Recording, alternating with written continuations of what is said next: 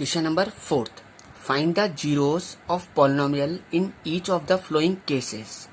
अब इस बार हमें क्या करना है, जीरोस फाइंड करने हैं। तो देखो जीरोस फाइंड करने का तरीका क्या होता है।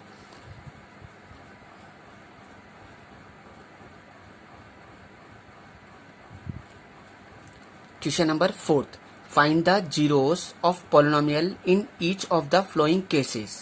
देखो क्वेश्चन क्या बोल रहा है, इस बार हमें क्या निकालना है, इस बार जीरोस फाइंड करने हैं। तो देखो जीरोस फाइंड करने का तरीका क्या होता है आपके पास कि आपको जो भी पॉलिनोमियल दे रखा है उस पूरे के पूरे पॉलिनोमियल को जीरो के इक्वल रख दो, ठीक है ना, और वहां से एक्स की वैल्यू फाइंड कर लो। क्या बोला मैंने कि जो भी पूरा पॉलिनोमियल है उस पॉलिनोमियल को आप जीरो के इक्वल रख दो, है ना, और वहां से क्या कर लेंगे, हम एक्स की वैल्यू फाइंड कर लेंगे, ठीक है ना। जैसे देखो यार, ये आपके पास पॉलिनोमियल दे रखा है। पॉलिनोमियल क्या है, P x is equal to X plus 5, और मुझे क्या निकालने हैं, इसके जीरोस फाइंड करने हैं। तो जीरोस फाइंड करने का तरीका क्या है आपके पास कि आप पूरे के पूरे पॉलिनोमियल को किसके इक्वल रख दो, जीरो के इक्वल रख दो।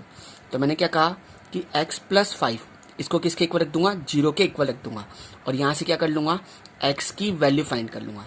तो इस 5 को उठा के ले जाओ, तो एक्स इज इक्वल टू कितना आ गया, -5, ठीक है। ये क्या हो गया, इसका जीरोस हो गया, ठीक है ना। अब इसी का सेकेंड पार्ट देखते हैं। देखो क्या दे रखा है आपके पास, polynomial P x is equal to X minus 5, ठीक है ना।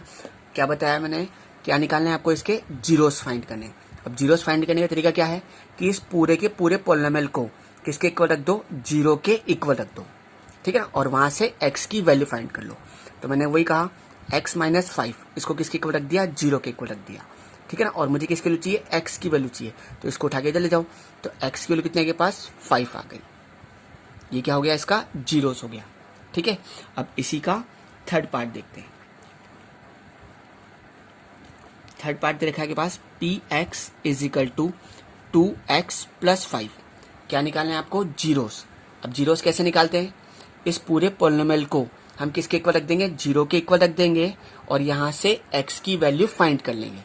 तो देखो इस पूरे पॉलिनोमियल को 2x प्लस 5 इसको किसके इक्वल रख दिया, जीरो के इक्वल रख दिया। अब मुझे वही x की वैल्यू चाहिए, तो इस 5 को उठा के इधर ले जाता हूं। तो कितना हो जाएगा, 2x is equal to minus का 5, तो x इज इक्वल टू कितना हो गया, माइनस का 5/2, ठीक है ना। अब इसी का फोर्थ पार्ट देखते हैं। देखो फोर्थ पार्ट क्या दे रखा है के पास, P x is equal to 3x minus 2, ठीक है ना। और क्या निकालना है, वही जीरो। कैसे निकालेंगे, है ना, 3x माइनस 2 इसको किसके इक्वल रख देंगे, जीरो के इक्वल, और यहां से x की वैल्यू निकाल लेंगे, है ना। अगर मुझे x की वैल्यू चाहिए तो इस 2 को उठा के इधर लेके आना पड़ेगा। तो कितना हो जाएगा, 3x इज इक्वल टू 2, तो x इज इक्वल टू कितना हो जाएगा पास, 2/3 हो जाएगा, ठीक है। अब इसी का फिफ्थ पार्ट देखते हैं। देखो इधर क्या है आपके पास, fifth part P x is equal to कितना दे रखा है के पास, 3x, ठीक है ना। और क्या निकालना है आपको, वही इसके जीरोस निकालने हैं। तो कैसे निकालेंगे, इस 3x को किसके इक्वल रख देंगे, जीरो के इक्वल रख देंगे, और यहां से क्या कर लेंगे, x की वैल्यू फाइंड कर लेंगे। तो x इज इक्वल टू 3 इसके साथ मल्टीप्लाई में तो कहाँ चल जाएगा, डिवाइड के अंदर, तो क्या हो जाएगा, 0/3, ठीक है ना। जब आप जीरो के अंदर किसी का भी डिवाइड लगाते हो तो कितना आता है के पास, 0, ठीक है। याद रखना अच्छी तरीके से, कुछ बच्चे 3 लिख देते हैं इसको, ठीक है। देखो इधर इसी का 6 पार्ट, आपके पास पॉलिनोमियल दे रखा है, ठीक है ना, P x is equal to A X, और साथ में लिखा हुआ है A is not equal to 0, ठीक है ना। इससे आपका कोई मतलब नहीं है, बस ये बोलना चाहता है कि जो ए की वैल्यू है वो जीरो के इक्वल नहीं है ना। जीरो के इक्वल नहीं मतलब कुछ भी हो सकती है, ठीक है ना, बस जीरो नहीं हो सकती, ठीक है। बस आपको क्या करना है, इसके जीरोस निकालने। आपके पास तरीका क्या है कि इस पॉलिनोमियल को, है ना, ए एक्स को किसके इक्वल रख दूंगा, जीरो के इक्वल रख दूंगा, ठीक है। और यहां से x की वैल्यू फाइंड कर लेता हूं।